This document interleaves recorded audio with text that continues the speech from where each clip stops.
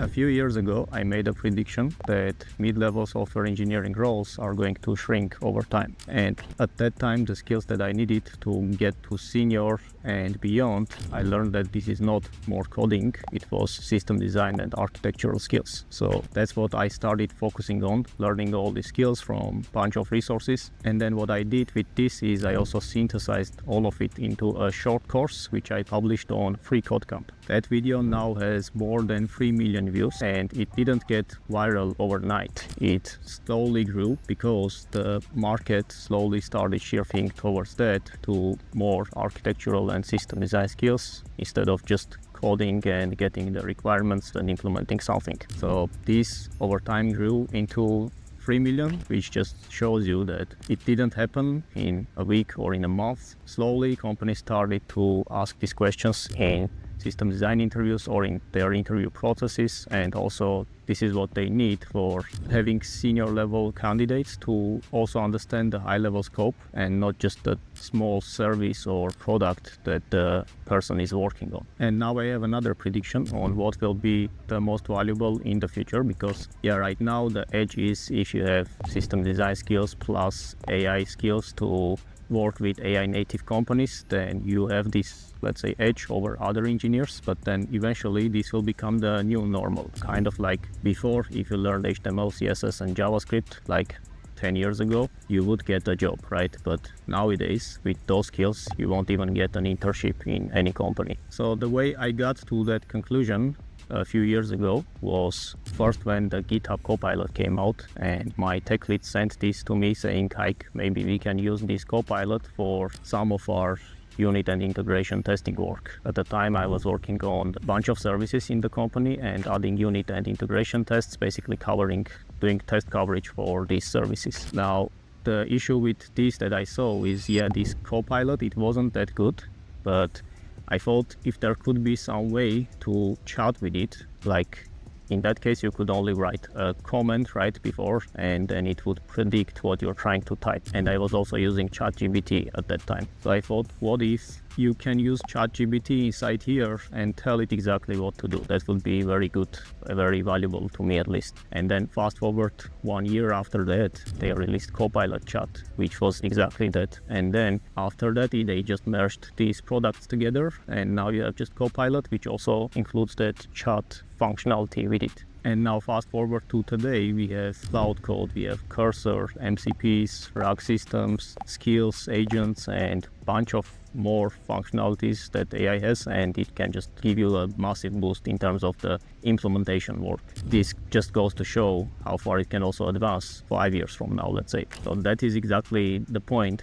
that I thought, if this can start doing my work, that was all I was doing in this company at that time. At first it wasn't that good, so I couldn't understand exactly what I needed. But then if it can now start doing all this work with this new Copilot functionality, then why does the company need me if all I'm doing is just writing some tests, integration tests for existing services? They can just do this with AI, right? And it not only there, it can also do a bunch of tasks that mid-level engineers are doing where the requirements are very clear. So that's why I thought, like, let's learn the skills that will get you to senior. Of course, it's not the only reason why mid-level engineering roles are shrinking. I'll cover more in detail on what are the other reasons about that, but it's one of the reasons, and that's why I started learning these skills to get the edge over other engineers who are applying to the same positions that I'm applying to. So right now these skills, system design, architectural skills as a developer, plus in combination with the AI skills, knowing some of the advanced features and how to use this for agentic development, but also how to integrate AI into existing systems. That is the edge over other engineers. But eventually,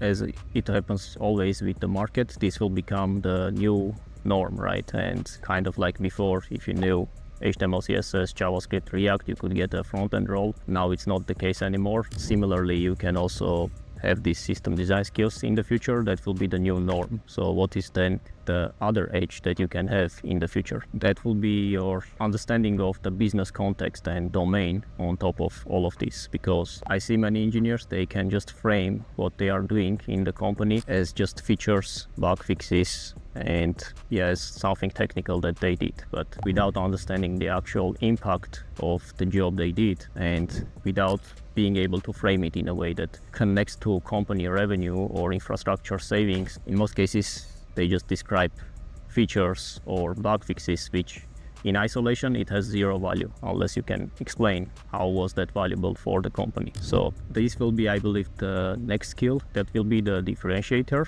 And this is what I would recommend getting good at after you master system design, after you master the AI tooling that you need to use in your company. This is what I would focus on. That will be very valuable if you think about from company's point of view as well. If you have some engineer who can connect the stakeholders with other mid-level or senior engineers who need to do the implementation. Before it was kind of the CTO level work or it was tech lead level work. In the future, this will just become the new norm, kind of like it always happens. Like before, you could be just a developer with only coding skills. Then you needed also DevOps skills to be able to manage CI/CD pipelines, deployments, and then after that, now they also ask you about system design skills and architectural skills, right? In a way, yeah, that might seem that it always like the demand goes up, like they need more skills from you, but also you're still spending the same time learning these skills as someone would spend 10 years ago learning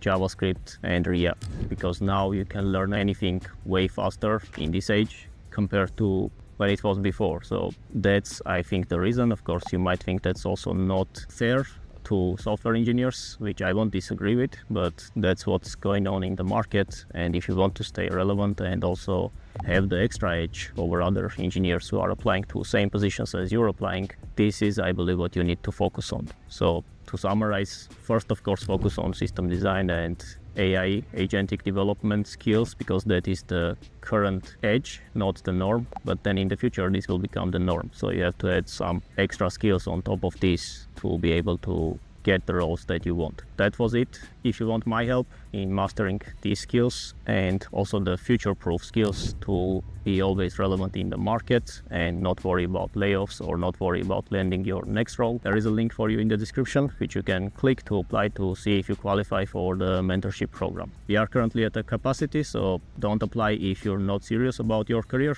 because we disqualify more than 99% of applicants. So only if you're serious about it, check out the first link in the description, and I'll see you in the next one.